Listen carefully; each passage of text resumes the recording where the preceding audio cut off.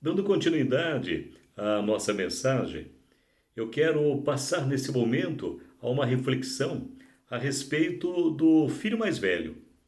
Ou seja, na primeira parte desta mensagem, nós vemos que o filho mais novo, nesta parábola do filho pródigo, chega para o pai, pede a sua parte na herança, o pai reparte a herança entre os dois filhos, o filho mais novo, de posse da sua herança, parte para uma terra distante, passa a gastar de forma errada a sua herança e ele chega ao ponto de passar necessidade, passar fome e resolve voltar para a casa do pai. Quando ele retorna para a casa do pai, arrependido, humilhado, ele é recebido com abraços, com beijos, com compaixão, com alegria por parte do pai, alegria pelo seu retorno. E é dessa forma, então, que nós chegamos ao final da primeira parte da mensagem, concluindo que esse filho, ele pôde dizer, realmente, o meu pai é bom e que a bondade do pai que ele já conhecia superava em muito tudo aquilo que ele podia imaginar. O pai era bom, paciente, misericordioso, benigno e todas aquelas virtudes maravilhosas que se encaixam perfeitamente com o nosso Pai que está no céu. Mas nessa segunda parte da mensagem, desta parábola, da reflexão nesta parábola do filho pródigo, eu quero meditar com você a respeito das posições do filho mais velho. Nós continuamos esta leitura dizendo o seguinte, a partir do versículo 24, logo quando o pai fala para o seu filho, né, para os empregados, façam uma festa, vamos comemorar o retorno do meu filho. Aí diz a Bíblia que o filho mais velho ele volta. Olha o que está escrito aqui a partir do versículo 25. Enquanto isso, ou seja, enquanto a festa acontecia, o filho mais velho estava no campo. Quando se aproximou da casa, ouviu a música e a dança. Então chamou um dos servos e perguntou-lhe o que estava acontecendo. Este lhe respondeu: seu irmão voltou e seu pai matou o novilho gordo. E matou o novilho gordo porque o seu irmão voltou e o recebeu de volta são e salvo. O filho mais velho encheu-se de ira e não quis entrar. Então seu pai saiu e insistiu com ele. Mas ele respondeu ao seu pai: olha, todos estes anos tenho trabalhado como um escravo ao teu serviço e nunca desobedeci às tuas ordens. Mas tu nunca me deste nenhum cabrito para eu festejar com os meus amigos. Mas quando volta para casa esse seu filho que esbanjou os teus bens com as prostitutas, matas o novilho gordo para ele. Disse o pai: meu filho, você está sempre comigo e tudo o que eu tenho é seu. Mas nós tínhamos que comemorar e alegrar-nos, porque este teu irmão estava morto e voltou à vida, estava perdido e foi achado. Este é o final da história e eu quero passar a partir daqui a refletir a respeito do filho mais velho. Eu repito que falei no início dessa mensagem que normalmente, até pelo fato, né, da parábola ser conhecido como a parábola do filho pródigo, sempre se fala do filho pródigo. Pouco ou quase nada se fala a respeito do filho mais velho, mas há muitas lições para aprendermos aqui. O filho mais velho, ele também tinha recebido a sua herança do pai. A Bíblia nos diz no versículo 12, a parte B, assim ele repartiu sua propriedade entre eles. O pai repartiu a propriedade entre os dois e é possível que ele, por ser o primogênito, o filho mais velho, tenha recebido o dobro que o seu irmão. Por que eu digo isso? Porque na cultura daquela época, e naquela cultura específica, ali a que Jesus pertencia, era muito normal, comum, que o filho primogênito tivesse o dobro da herança dos seus irmãos, o dobro da parte que cabia, que viesse ser entregue aos seus irmãos. Portanto, ele, como filho mais velho, ele também tinha recebido a sua parte na herança, e é muito provável que a parte que ele havia recebido era o dobro, ou pelo menos muito mais do que aquela que o seu irmão mais novo tinha recebido. E interessante que ele não partiu para uma terra distante como o seu irmão mais novo fez. A Bíblia nos diz que assim que o irmão mais novo pegou a sua parte da herança, pouco tempo depois partiu para uma terra distante. Já o irmão, o filho mais velho, ele permaneceu na casa. Com a sua parte na herança, permaneceu lá. Mas nós vamos ver que, embora ele estivesse permanecido ali, ele não viveu na presença do Pai. Ele não tinha relacionamento, ele não tinha intimidade, comunhão com o Pai. Olha o que nos diz o versículo 25. Enquanto isso, o filho mais velho estava no campo. E quando se aproximou da casa, ouviu a música e a dança. Ou seja, onde que esse moço estava? Vamos pensar o seguinte: o pai, se a Bíblia nos diz que o pai viu o filho voltando ao longe, é sinal que esse pai estava sempre à espera do filho. Vamos imaginar esse pai amoroso, saudoso, com saudade, com um desejo de ver o filho voltando, sempre ali à porta da casa, lá na porteira, lá no portal da propriedade, aguardando o retorno do filho. E nós vemos na história, na primeira parte da mensagem, que o filho mais novo volta, fala com o pai o recebe, o pai dá ordens aos empregados para que matem o bezerro gordo, que façam a festa já está acontecendo, já tem música, já tem dança, e esse filho mais velho não aparece, não está aí. Diz a Bíblia que esse filho mais velho está no campo. Então o que nos mostra isso? Que esse filho mais velho, ele não foi embora, não foi para longe como o seu irmão o fez, mas ele não vivia em intimidade com o pai. Ele se aproxima da casa e ouve músicas e danças. Ele estava tão longe que nem a notícia da volta do seu irmão chegou a ele. Ele estava tão longe que, para ouvir a música certamente alta, né, de demonstração de tremenda alegria, ele teve que se aproximar da casa, ou seja, por tão distante que ele vivia. Ele não partiu para uma terra distante, mas não vivia na presença do Pai. Outra coisa que nós descobrimos a respeito desse filho mais velho, tudo isso com base no texto. Por não se interessar em viver na presença do Pai, como já vimos até agora, ele não tinha os mesmos interesses do Pai. Ou seja, o pai vivia com saudade do seu filho mais novo que havia saído de casa. Mas ele não tinha interesse nisso. Ele, por ser o filho mais velho e por ter ficado na casa, ele deveria viver perto do pai, para consolar o pai.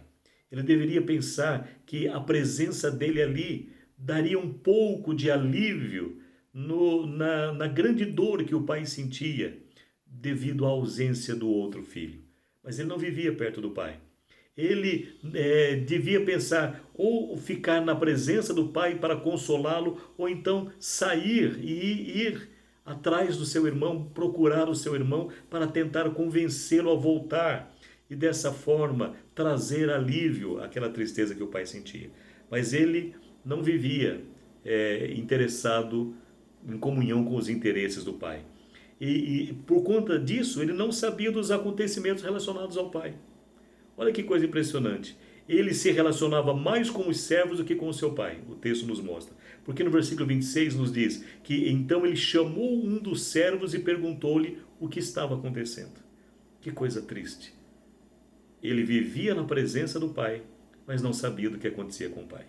Não compartilhava das tristezas do pai, e agora o pai estava vivendo uma tremenda e profunda alegria, e ele não sabia o que estava acontecendo. Impressionante que os servos da casa sabiam mais do que ele. Ele se relacionava mais com os servos do que com o próprio pai. Os servos reconheciam que a atitude do Senhor, no caso do pai dele, era de fazer a festa, era uma atitude justa. Olha que o servo responde.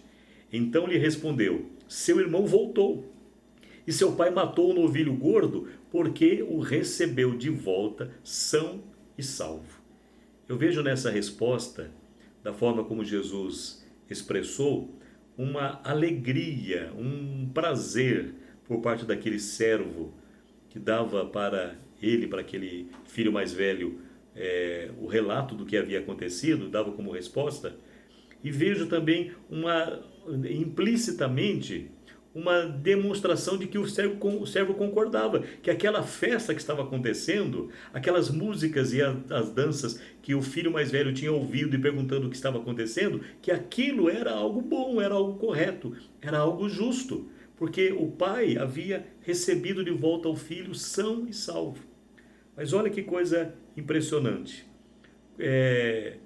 Quando o filho mais velho recebe essa notícia, que o pai estava celebrando, ele decide não participar e ele ainda dificulta as coisas para o pai. Eu fiz uma anotação aqui: o filho nunca se importou com a tristeza do pai pela ausência do outro filho. Ele deveria ter investido tempo perto do pai para consolá-lo, ou então ter se disposto a ir atrás do seu irmão para trazê-lo. Mas agora, quando o pai está alegre, está feliz, ele não quer participar. E olha o que ele diz: o filho mais velho encheu-se de ira e não quis entrar. O irmão está em paz, aliviado. O pai está feliz, entusiasmado, cheio de alegria. E ele está cheio de ira, de rancor e coração trancado, fechado. Ao ponto de ele tirar o pai da festa. Ele tira o pai da festa e se faz de difícil para com o pai. E diz a Bíblia: então seu pai saiu e insistiu com ele para que ele entrasse. Agora, o terrível é o que nós vamos ver na resposta que ele dá ao pai. Ele declara algo, e de forma implícita, por trás, embora não sejam palavras claras, mas as palavras expressam aquilo que ele estava sentindo. Olha o que nós percebemos nas respostas que ele dá ao pai. Primeiro, nós percebemos que ele não respeitava o pai. Ele respondeu ao seu pai: olha. Ele não chamou, não me disse pai. Veja que o irmão dele, quando pensou em falar com o pai, e quando falou com o pai, disse pai. Começa com a palavra pai. Ele não diz pai. Ele diz: olha, veja bem, vou te abrir os olhos. O senhor não está vendo, o senhor não está enxergando. O senhor não está vendo algo que eu vou te mostrar. Ou seja, ele não chamou o seu pai da forma correta, não disse pai, ainda chamou a atenção do pai. Então ele não respeitava o pai. Em segundo lugar, ele olhava para o pai, as palavras dele nos demonstram isso, como se o pai fosse um senhor exigente e autoritário. Olha o que ele diz: olha, todos esses anos tenho trabalhado como um escravo a teu serviço e nunca desobedeci às tuas ordens. Que coisa triste.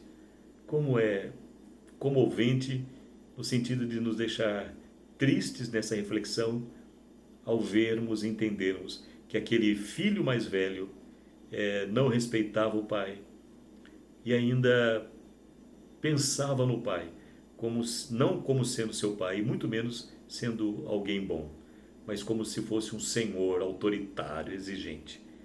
Ele diz ao pai: todos esses anos tenho trabalhado como um escravo a teu serviço e nunca desobedeci às suas ordens. Em terceiro lugar, ele vê o pai como se o pai fosse um tirano injusto e insensível, porque ele diz assim: mas tu nunca me deste um cabrito. Ou seja, eu trabalho como escravo para o Senhor e o Senhor não reconhece. É como se ele dissesse isso.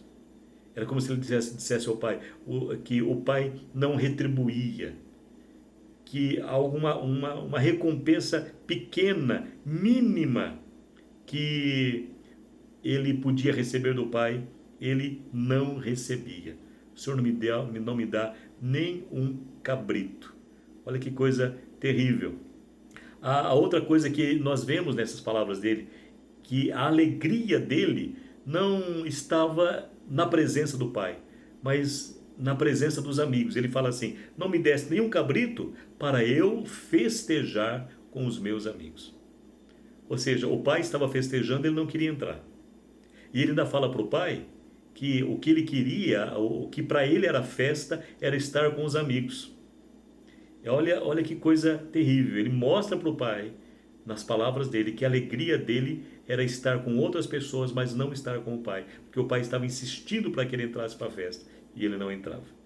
Ora, é impressionante. Inclusive, dá-nos a condição de imaginarmos que muitas vezes esse moço, estando nessas festas com seus amigos, ele estava lá reclamando, murmurando, falando mal do pai, dizendo para os amigos que aquilo que eles estavam comendo era dele, porque o pai não teria capacidade de dar qualquer contribuição, nem um cabrito, uma coisa simples que fosse, para contribuir com aquela festa dele. Outra coisa que nós vemos é que ele não chamava o seu irmão de irmão, que o forasteiro, né, que tinha voltado para casa, não era seu irmão. Ele não o chama de irmão, mas os servos sim. Ele diz assim, ó: mas quando volta para casa esse seu filho. Que coisa impressionante. Quando ele pergunta para o servo o que estava acontecendo, o servo fala: o seu irmão voltou. Mas agora quando ele fala para o pai, ele não fala: o meu irmão volta. Ele diz: quando o seu filho volta. E olha que coisa impressionante eu percebo aqui. Se ele não chama quem voltou de meu irmão, mas ele se refere a ele como, dizendo para o pai, o seu filho, então aquele homem que estava falando com ele, ou aquele homem com quem ele falava, não era considerado por ele seu pai. É terrível isso. Olha que coisa impressionante nós vemos a respeito desse filho mais velho que estava na presença do pai, mas tinha todas essas avaliações tristes, erradas a respeito do pai. E olha o que ele diz mais: esse seu filho que esbanjou os teus bens com as prostitutas e matas o novilho gordo para ele. Primeiro, ele quer dizer que o que o irmão dele tinha gasto, embora de forma errada, era o patrimônio do pai. Né? Que ele quer dizer que o patrimônio dilapidado era do pai, que na verdade não era do próprio irmão. E cada pessoa tem o direito de dispor do que é seu e desfrutar como bem o desejar. De forma correta ou não, mas é dele. Ele faz o que ele quer.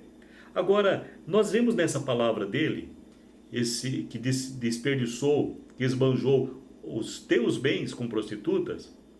Olha, nós vemos que ele ignorou, talvez de forma proposital, que ele estava em condições de igualdade com os pecados, com os delitos do seu irmão. Perceba comigo aqui. Primeiro, assim como o irmão errou ao reivindicar antecipadamente a sua parte na herança, ele também errou em se apossar da parte da herança que ele recebeu. Se o irmão errou em dizer: pai, dá-me a minha parte da herança, e diz a Bíblia que o pai repartiu com os dois, e ele recebeu, ele também errou. Então, em primeiro lugar, ele estava em igualdade com seu irmão nesse primeiro ato.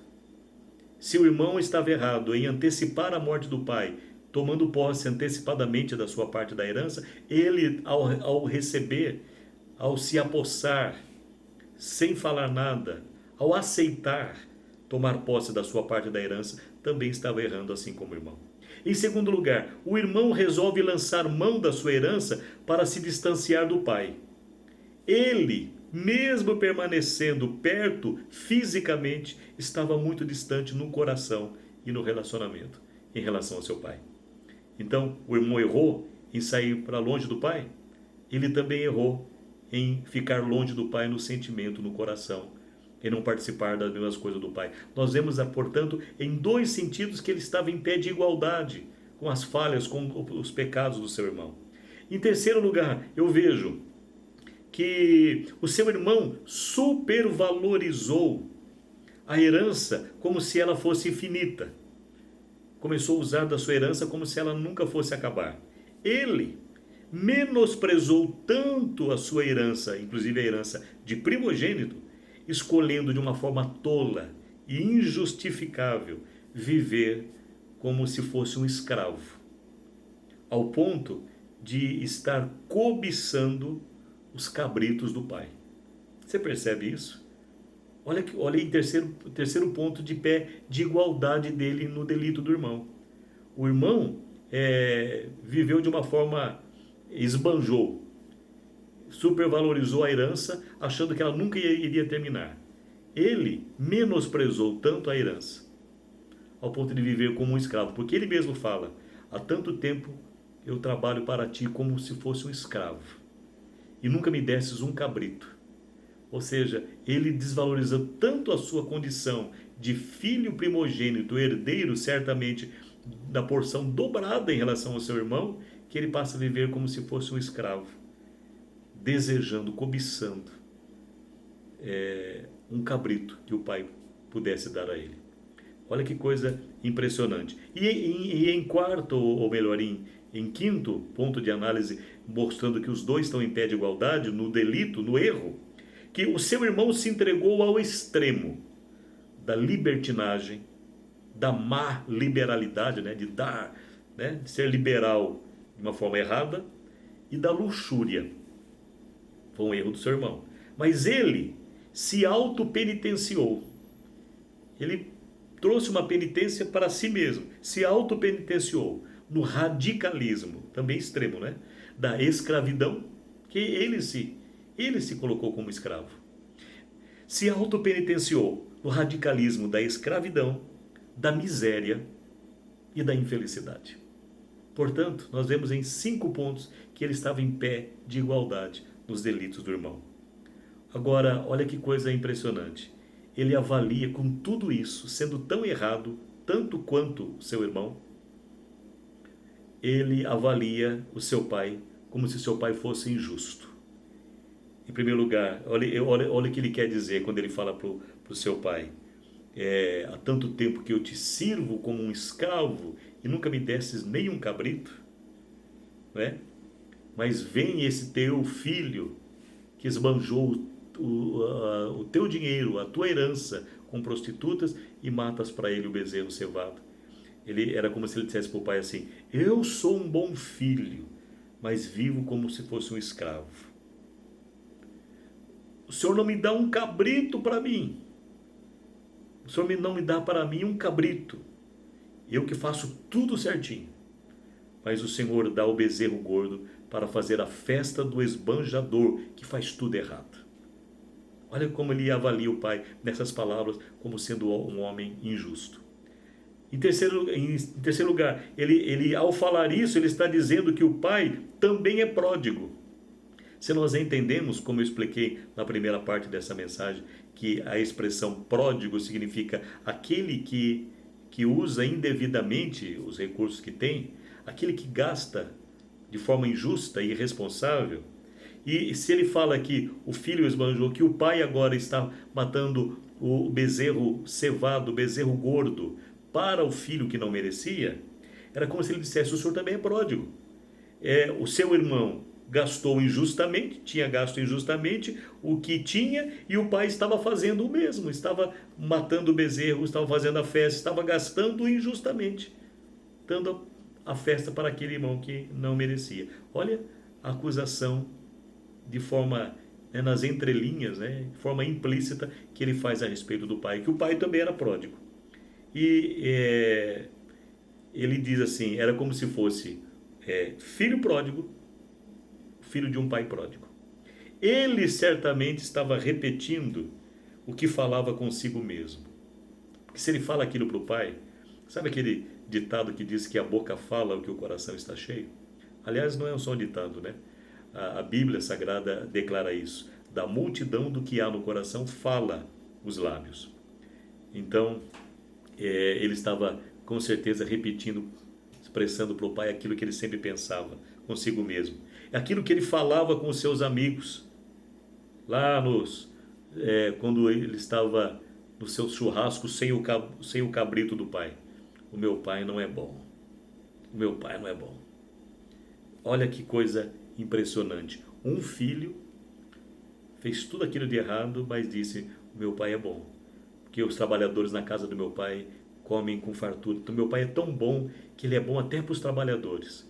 Ele dá o pão da mesa para os trabalhadores comerem à vontade. E ele reconheceu que o pai era bom quando ele volta e o pai o recebe com compaixão, com misericórdia, com bondade. Esse filho, o outro, que ficou na casa do pai, não reconhecia. Em momento nenhum nós vemos nesse entendimento que ele não reconhecia que seu pai era bom. Mas verdadeiramente aquele pai era bom. Olha, a primeira coisa, ele fez uma festa em homenagem a um filho e insistia que o outro também participasse. Justiça é algo bom. Segunda coisa, ele dá a ambos os filhos o mesmo tratamento, paciente, amoroso e misericordioso. Ele não recebeu assim o filho que voltou? Com paciência, com misericórdia, com amor? Agora, para esse que fala tudo aquilo para ele, o pai diz para ele assim: meu filho. Olha o que o pai fala. Ele demonstra que valorizava o fato daquele filho ter permanecido na sua presença. Embora eu já demonstrei nesse entendimento que o pai não tinha a presença do filho, que o filho não ficava junto do pai, mas olha que o pai diz assim: você está sempre comigo. Você está aqui no meu coração, meu filho. Meu filho, você está aqui, sempre comigo. Só existe uma forma, uma maneira de alguém estar sempre com outra pessoa. É quando esse alguém está dentro do coração. Quando o pai fala: meu filho, você está sempre comigo, está dizendo assim: você está aqui, você mora aqui no meu coração, meu filho. Olha que pai maravilhoso. Diante daquelas palavras terríveis que ele ouve do filho, olha as respostas que o pai dá. Em quarto lugar, o pai explica que aquele filho era o dono de tudo. Olha, o pai fala para ele assim: tudo que eu tenho é seu. Em quinto lugar, o pai diz que ele desejava que o seu primogênito, ou seja, o filho mais velho, também compartilhasse da sua alegria, porque o pai diz assim: mas nós tínhamos que comemorar, nós tínhamos, e alegrar-nos. Ou seja, eu quero que você participe da minha alegria, meu filho. Se alegre comigo. E em sexto lugar, o pai coloca as coisas nos seus devidos lugares, os pingos nos is, as coisas na posição certa. O filho fala para o pai: vem esse teu filho. Mas o pai diz assim: porque este teu irmão. Olha que coisa maravilhosa. O pai, quando o filho começa a falar com o pai, não chama o pai de pai. Ele fala: olha, há tanto tempo que eu te sirvo como um escravo. Mas o pai começa: filho. E agora na resposta o pai diz: vem esse teu irmão.